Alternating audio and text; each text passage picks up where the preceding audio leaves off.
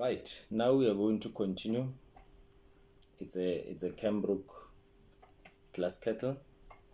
It's even broken here. It means the client has been having this kettle for a very long time. It has got a base. What I like about it is that the switch wouldn't hold. You can't put it on if it's not on the stand. It only agrees to be on when it's on the right stand.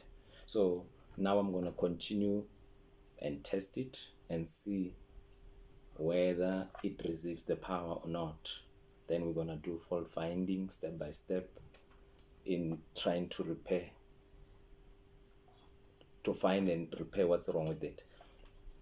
It doesn't matter. You see, I'm gonna just test it for a couple of seconds. Even if there's no water, it doesn't matter.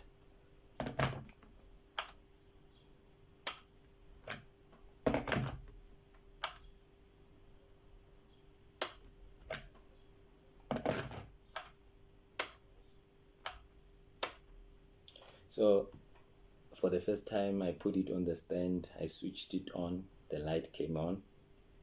I lifted it up and I put it back, and then still it came on.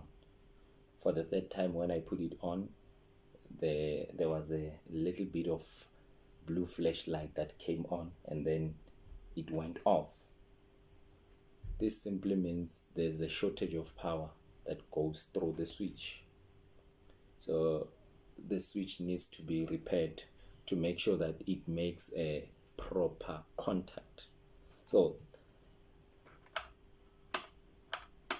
what happens here is that the kettle, sometimes you put it on, it works properly, and then the other time you try to boil water, it doesn't come on. So that's actually a very simple thing to do. You're just gonna open it, clean the switch, and make sure that the switch makes a clear contact.